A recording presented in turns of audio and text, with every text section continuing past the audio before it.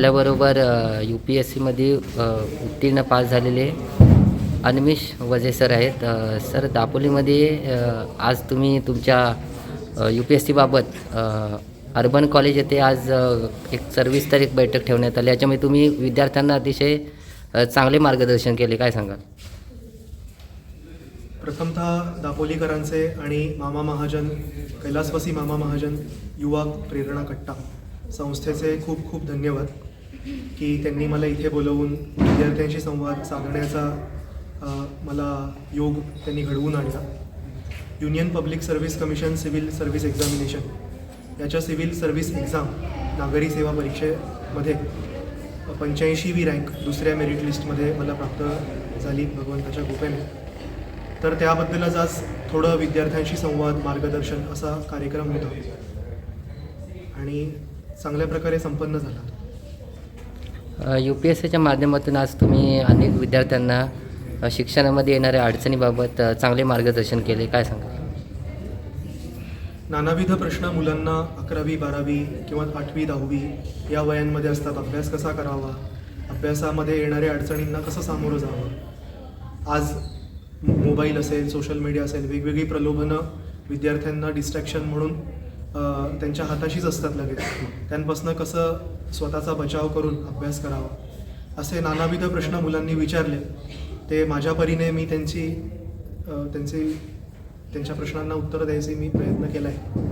तर या कुठल्या माझ्या छोट्याशा प्रवासातून कोणीतरी विद्यार्थी प्रेरणा घेऊन पुढे आणखीन चांगल्या परीक्षेमध्ये त्याचं नाव उज्ज्वल करेल, कुठल्या निवडलेल्या क्षेत्रामध्ये जाऊन चांगलं योगदान देशाला देईल असं मला वाटतंय. UPSC तुम्ही चांगले पास झाले. तुमचं पुढील भविष्य म्हणजे पुढे तुम्ही तुमच्या मनामध्ये काय इच्छा आहे, काय आम्ही करू शकतो? मला जी इंडियन इन्फॉर्मेशन सर्व्हिस भारतीय सूचना सेवा जी मिळाली त्या सेवेमध्ये राहून जी काही समाजाची चांगली सेवा मला करता येईल, गव्हर्नमेंट स्कीम्सची माहिती समाजापर्यंत तळागाळापर्यंत पोहोचवता येईल, त्याचा लाभ खऱ्या बेनिफिशरीला व्हावा असं जे काही काम करता येईल ते माझ्या हातनं मी करण्याचा नक्की प्रयत्न करेन.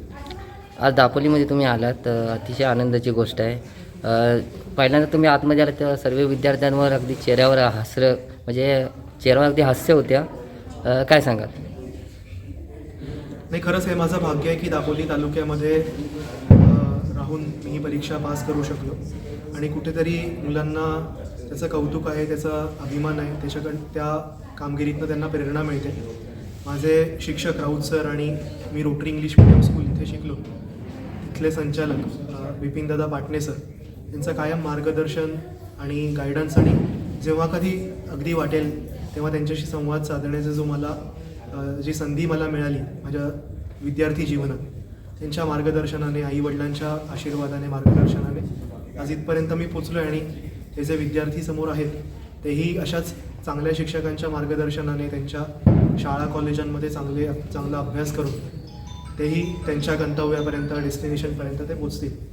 आज शिक्षण घेत असताना तुमच्या आईवडिलांनी तुम्हाला खूप कष्ट करून तुम्हाला UPSCपर्यंत पोचवले आहे, काय सांगाल आईबाबाबद्दल? नाही, 95% श्रेय हे त्यांचंच आहे. 4% भगवंताच्या कृपेचं आणि 1% मी जी काही मेहनत केली त्याचं आहे ते श्रेय. आई वडिलांचा हा खरा प्रवास होता. अख्खी फॅमिली, अख्खं घरच UPSC देत असतं. तेही या प्रवासात माझ्याबरोबर होते कायम. माझे वडील रात्रभर मी जितका वेळ अभ्यास करत बसायचो खोलीमध्ये तितका वेळ मला सोबत म्हणून माझे वडील देखील जागे असायचे. मला रात्री जेव्हा अगदी झोपायच्या वेळी काही भूक लागायची तेव्हासुद्धा कधी उठून अशी वेळ आली की आईने मला काहीतरी पटकन एखादा पदार्थ बनवून दिला आणि मग मी शांत पोट भरल्यावर झोपलो आहे, असेही बरेच वेळेला प्रसंग आले. त्यामुळे आईवडिलांची त्यांची कामगिरी खूप मोठी आहे, ते माझ्या पाठी सदैव होते आणि त्यांच्या मेहनतीचं, त्यांच्या कष्टाचं हे कुठेतरी चीज झालं असं मी म्हणेन. आपण पाहिलं की आज महाराष्ट्रात इंटरनेटचा एवढा कलियुग आहे, काही मुलांचं तर शिक्षणामधून अगदी दुर्लक्ष केलं जातं, काय सांगा? फोनचा वापर मी 2 वर्ष केला नव्हता UPSCच्या प्रिपरेशनच्या दरम्यान. आज इंटरनेट हे दुधारी तलवार आहे. म्हणजे एखाद्याने जर त्याचा वापर करायचा म्हटलं तर अगदी घरी बसून सुद्धा UPSC सारखी कठीण परीक्षा कुठलाही विद्यार्थी कुठल्याही खेडेगावात बसून पास करू शकतो. इतकं ज्ञान, इतकं मार्गदर्शन इंटरनेटवर विनामूल्य अवेलेबल आहे किंवा पैसे देऊनही क्लास लावूनही अवेलेबल आहे. पण आपण कुठेतरी टिकटॉक, इंस्टाग्राम याच्या आहारी जातो आहे, हे आपल्या समाजातल्या पालकांना आणि शिक्षकांच्या मार्गे विद्यार्थ्यांना पटवून द्यायची, समजवायची गरज आहे. तर कुठेतरी आपण आपला फोन सकारात्मक कामांसाठी यूज करून, आपल्याला जेव्हा अभ्यासाला आपण बसतो आहे किंवा आपण जेव्हा कामाला बसतो आहे त्यावेळी फोन स्विच ऑफ करून किंवा एअरप्लेन मोडवर टाकून तो बंद ठेवावा आणि आपल्या कामावर फोकस करावा, असा एक कुठेतरी सल्ला देणं आज गरजेचं वाटतं. आणि लहान मुलांना तर विनाकारण फोनची सवय लावणं हे तर अगदी घातक आहे त्यांच्या पुढच्या भविष्यासाठी.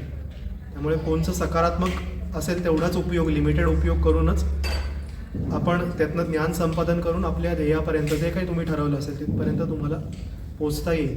तर चांगला वापर तुम्ही करा प्रसारमाध्यमांचा, फोनचा, इंटरनेटचा. आज तुमच्या माध्यमातून तुम्ही विद्यार्थ्यांना UPSCबाबत ज्या अनेक अडचणी विद्यार्थ्यांच्या होत्या त्याबद्दल त्यांनी तुम्हाला प्रश्न विचारले.